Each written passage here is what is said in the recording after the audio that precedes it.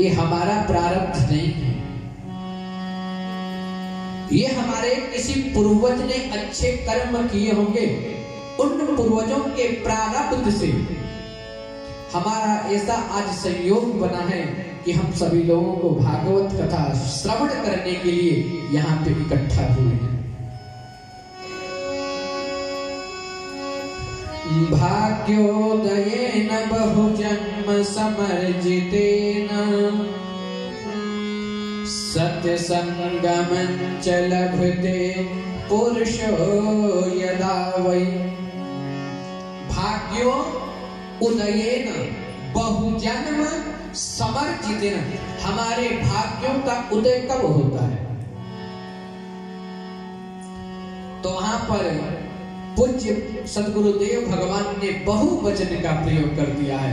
बहुवचन में 2 जन्म भी आते हैं, 3 जन्म भी आते हैं, 50 जन्म भी आते हैं, यानी जिस जन्मों की गिनती न कर की जाए, अनंत जन्मों में किए हुए जब पुण्य इकट्ठा होते हैं, एकत्रित होते हैं, तब जाकर के हमारा तब क्या होता है? हमारा जब भाग्योदय हो गया तो हमें किस चीज की प्राप्ति होती है? धन की प्राप्ति होती है क्या? बोले नहीं। वाहन की प्राप्ति होती है क्या? बोले बिल्कुल नहीं। बच्चों की प्राप्ति होती है क्या? वो भी नहीं। तब किस चीज की प्राप्ति होती है महाराज? सत्संगमं च लभते पुरुषो यदा वै। तब जाकर के हमें संतों का संग मिलता है। जैसे हमको पुस्तक प्राप्त करने के लिए पुस्तकालय में जाना पड़ता है, विद्या प्राप्त करने के लिए विद्यालय में जाना पड़ता है, उसी तरह अगर आपको विवेक की प्राप्ति करनी है तो आपको संतों के सानिध्य में जाना पड़ेगा। और गोस्वामी जी ने बड़ा सुंदर लिखा है, बिनु सत्संग विवेक न होई, बिनु सत्संग विवेक न होई, राम कृपा बिनु सुलभ न सोई, राम कृपा सुलभ न सोई। बिना संतों की कृपा से, बिना माता पिता की कृपा से हमको ये अवसर प्राप्त नहीं हो सकता। सच्चिदानंद रूपाय विश्वोत्पत्त्यादि हेतवे तापत्रय विनाशाय श्री कृष्णाय वयं नुमः। भागवत के महात्मा का पहला श्लोक है, सच्चिदानंद रूपाय विश्वोत्पत्त्यादि हेतवे तापत्रय विनाशाय श्री कृष्णाय वयं नुमः। सच्चिदानंद, हम लोग बातों बातों पर कहा करते सच्चिदानंद सच्चिदानंद, और सच्चिदानंद नाम भी रख देते हैं, लेकिन आपको पता है सच्चिदानंद का मतलब क्या होगा? सत्य, चित्त और आनंद। हे सच्चिदानंद। सत्य किसे कहते हैं महाराज? सत्य कहते अविनाशी को, जो पहले सत्य था, मध्य में सत्य है और अंत में सत्य बचेगा, उस सत्य को हम लोग सत्य कहते हैं। दूसरी बातें हैं चित्त। चित्त माने प्रकाश। हम लोगों को कोई पुस्तक पढ़नी होती है, हमें प्रकाश चाहिए, लेकिन उस परमात्मा को किसी से प्रकाश लेने की जरूरत नहीं पड़ती, वो स्वयं प्रकाश का स्वरूप है। और तीसरी बातें हैं आनंद। आनंद की परिभाषा शास्त्रों में कर दी गई है। आनंद क्या है? एसी कमरे में सोने का नाम आनंद नहीं। जो एसी कमरे में सोने का आनंद हमको मिलता है, वही एक किसान को खेत में सोने का आनंद मिलता है, वही कोल भील को जंगल में सोने का आनंद मिलता है। तो आनंद क्या है महाराज? बोले आनंद तो परमात्मा के स्वरूप का नाम है। 3 प्रकार के ताप होते हैं जीवन में, दैहिक, दैविक, भौतिक ताप।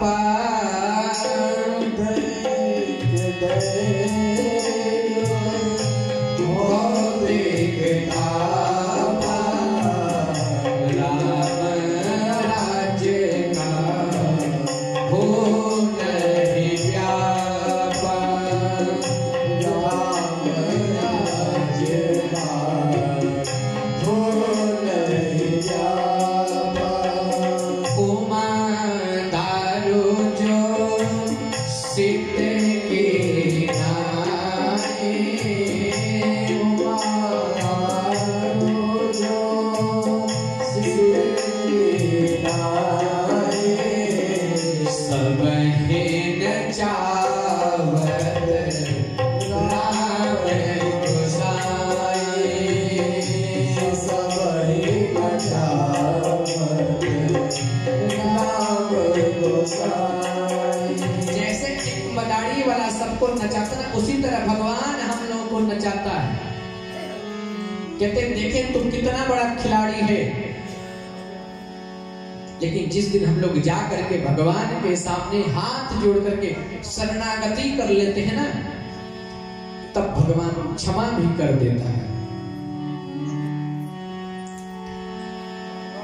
अगर हम लोग जब तक अपने अंदर गुमान में रहते हैं तो हम लोग 3 तरह से दुखी रहते हैं।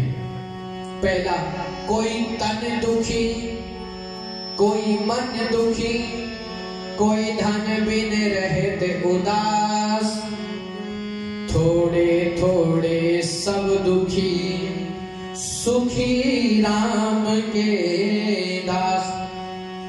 कोई तन से दुखी है, भगवान ने खूब उसको दे दिया है, लेकिन शरीर में इतना रोग है, उसको बोल दो महाराज थोड़ा सा पूरी खा लो, तो बोले महाराज अगर थोड़ा घी भी खा लूंगा ना तो ब्लड प्रेशर हाई हो जाएगा।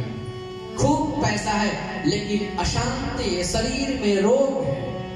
कोई तन दुखी, कोई मन दुखी। बड़ी बड़ी कंपनियां चलती हैं तो कभी बेटा नहीं सुनता तो कभी बेटी नहीं सुनती। कोई मन से दुखी है, कोई धन बिन रहते उदास।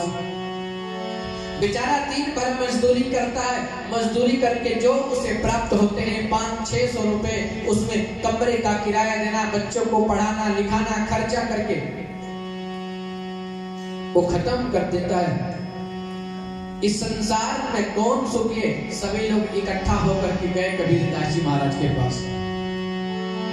बोले महाराज आपने तो बहुत प्रसन्न रहते, क्या बात है? इस संसार में सबसे बड़ा सुखी कौन है, आप बताओ ना। कबीरदास जी बोले अगर मेरा पर्सनल अनुभव मानोगे तो इस संसार में कोई सुखी नहीं है। कबीरा सब जग निर्धना, सब निर्धन है। कोई बेटा के लिए निर्धन है, कोई धन के लिए निर्धन है, कोई खेत के लिए निर्धन है, कोई पत्नी के लिए निर्धन है, तो कोई विद्या के लिए निर्धन है, तो कोई किसी न किसी कारण के लिए कोई परेशान है। कबीरा सब जग निर्धना, धनवंता नहीं कोई, धनवंता सोई जानिए, धनवंता उसी को जानिए, जागो राम नाम धन हो। इस संसार में तो वही सुखी है जिसके पास मेरे राम कृष्ण के नाम का धन है। अगर कोई व्यक्ति जीवन में खूब दुखी हो, अगर जो व्यक्ति अपने जीवन में हरे राम राम राम हरे हरे, हरे कृष्ण कृष्ण कृष्ण हरे हरे, इस मंत्र का 1.25 करोड़ जप कर लेता है, उसको जीवन में मास्टर साहब कभी हॉस्पिटल जाने की जरूरत नहीं पड़ती है। जो व्यक्ति अपने जीवन में 2.25 करोड़ राम नाम मंत्र का जप कर लेता है, उसको कहीं बाहर जाने की जरूरत नहीं पड़ती, उसके घर में लक्ष्मी स्वयं कुंडली मार के बैठ जाती है।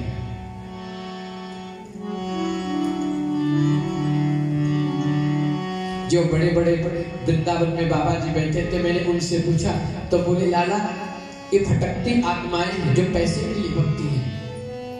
लक्ष्मी इसकी पत्नी है, इसको पकड़ो ना, ये अपनी पत्नी को स्वयं लेके आएगा। चलो आज भागवत कथा की पार्टी, वहां चलो तो लक्ष्मी जी स्वयं दौड़ करके चलिए।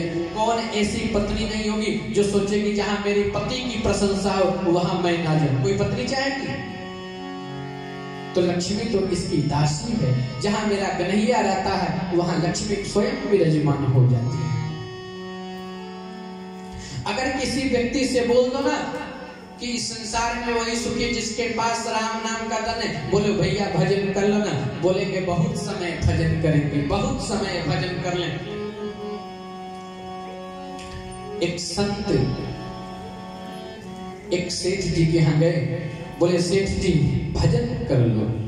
सेठ जी बोले महाराज अभी व्यापार चल रहा है, अच्छा सोच रहे बच्चे अभी छोटे छोटे हैं, बच्चे थोड़ा बड़ा हो जाए ना तब भजन करूंगा।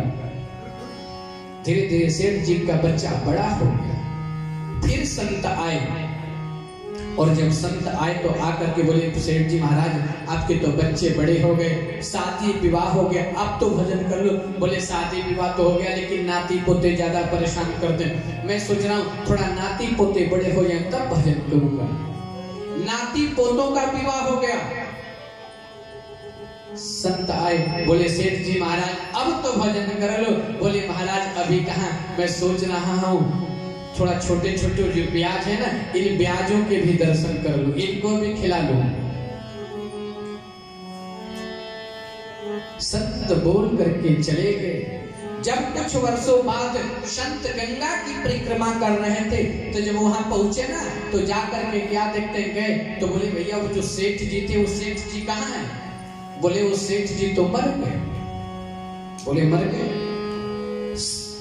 संत भगवान ने अपनी दिव्य दृष्टि से देखा तो वो संत वहीं पे अपने घर पे ही बैल के रूप में पैदा हुए थे और उनके बेटे क्या करते थे, उस बैल को खेत में जोतते थे। जब बैल नहीं चलता था उसको डंडा मारते थे। जब वो बैल का शरीर वृद्धावस्था को हुआ, जब बैल चलने लायक नहीं रहा, खेत में जोतने लायक नहीं रहा, कोल्हू चलने के योग्य नहीं बचा, तो उस बैल को उसके बेटे ने कसाई को बेच दिया। बैल बने हल में जुटे ले तेरी के घेर,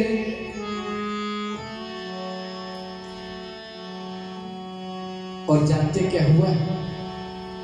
जब संत उस बैल के पास पहुंचे तो बोले महाराज क्या आप अगर मुझे उसी समय बता देते ना कि भजन कर लो तो मेरी आज ये दुर्दशा नहीं होती।